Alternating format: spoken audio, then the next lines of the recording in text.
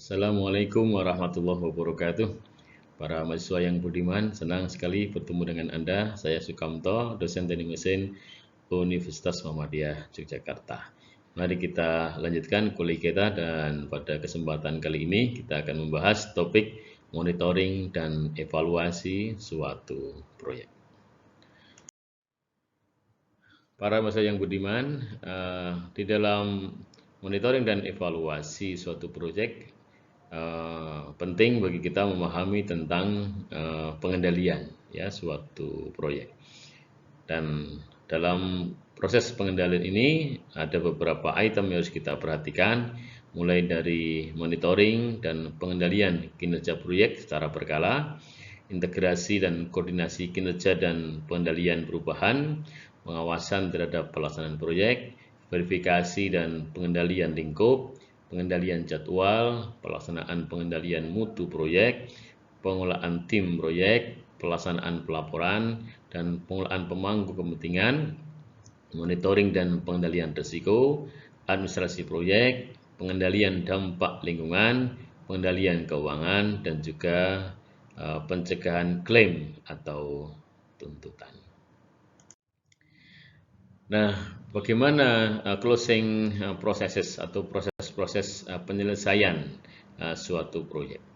Itu terkait dengan tinjau ulang dokumen komponen deliverable as built drawing misalnya, kemudian ada daftar produk yang tidak sesuai, ya, kemudian administrasi dan laporan K3, keselamatan dan kesehatan kerja, administrasi dan pencatatan keuangan, penyelesaian klaim dan sengketa jika ada, laporan kemajuan pekerjaan, monitoring dan pengendalian prosedur proses closing atau penyelesaian proyek, konfirmasi ke pemangku kepentingan, berlanjut pada pekerjaan di masa pemeliharaan, dan juga monitoring dan pengendalian prosedur dalam proses-proses pekerjaannya, dan juga inisiasi pekerjaan pada masa pemeliharaan suatu proyek ini.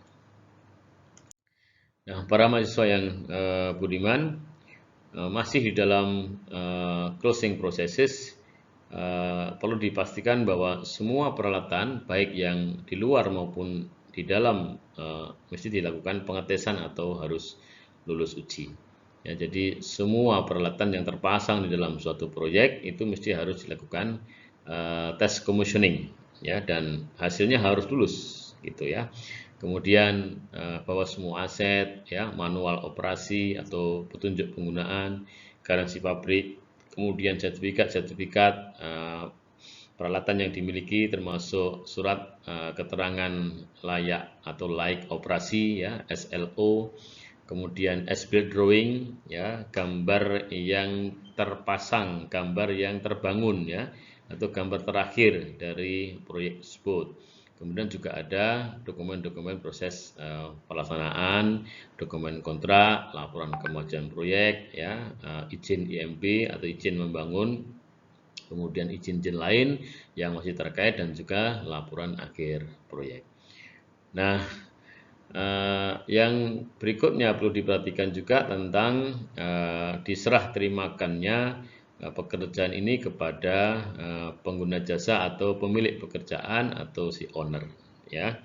Nah, agar nanti teknisi atau bagian sarana prasarana dari pihak owner itu mengetahui bagaimana harus merawat dan memelihara fasilitas dan gedung yang atau proyek yang diberikan ini.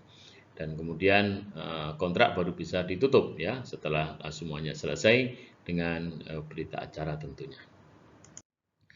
Nah, perlu kita pahami bahwa suatu proyek itu pasti terdiri atas fase prakonstruksi, kemudian nanti berikutnya adalah ada fase konstruksi, dan juga ada pasca konstruksi. Nah, ya, di fase prakonstruksi itu terdiri atas nomor 1 sampai nomor 13 ini. Jadi mulai dari bersama pemberi tugas menyusun kebutuhan proyek, kemudian mengembangkan kriteria desain, mengidentifikasi standar kualitas yang diterapkan, menyusun master schedule, menyusun jenis kontrak yang dipakai, menyusun dokumen tender, menyusun kriteria evaluasi tender, mengusulkan dan kualifikasi peserta tender, kemudian melaksanakan proses tender, mengevaluasi tender, klarifikasi tender dengan calon kontraktor, mempersiapkan kontrak untuk penandatanganan kontrak ini ya, kemudian mempersiapkan lahan proyek diikuti dengan tinjauan lapangan ya. Biasanya begitu. Nah, kemudian di fase konstruksi itu antara lain adalah mengembangkan organisasi lapangan dan site management plan, menyusun communication plan antar semua stakeholders, memeriksa shop drawing untuk pelaksanaan di gambar kerja ya ketika pelaksanaan sudah siap. Kemudian keempat, melakukan review atas metode pelaksanaan. 5.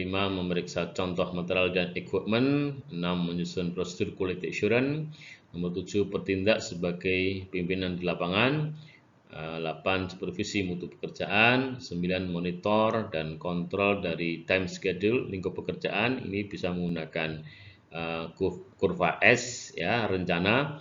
Kemudian 10. Menyusun laporan kemajuan pekerjaan. 11. Menyusun sertifikat pembayaran. 12. Memproses perubahan-perubahan pekerjaan dan klaim jika ada. 13. Menyelesaikan perselisihan jika ada. Dan nomor 14. Membuat daftar ketidaksamaan yang mesti harus ditindaklanjuti atau diselesaikan. Nah, di fase akhir konstruksi ya itu antara lain meliputi penyelesaian permasalahan sesuai dengan daftar ketidaksesuaian jika ada. Kemudian ada testing and commissioning untuk memastikan bahwa semua peralatan dan utilitas itu berfungsi dengan baik, dan ini tentunya harus ada berita acaranya. Kemudian baru bisa diserah terimakan ya, berkaitan dengan semua hasil proyek berikut dengan berkas ya, dokumen proyeknya seperti as-built drawing, petunjuk penggunaan, manual dan sebagainya. Kemudian ada serah terima fisik. Selain serah terima dokumen, ada serah terima fisik pekerjaan dari kontraktor kepada owner atau kepada pemilik pekerjaan. Kemudian ada pelatihan-pelatihan untuk operator jika dalam pekerjaan proyek ada peralatan-peralatan yang nanti harus dioperasikan ya oleh orang-orang yang bekerja kepada pemilik. Kemudian terakhir baru penyelesaian keuangan ya atau proses pembayaran.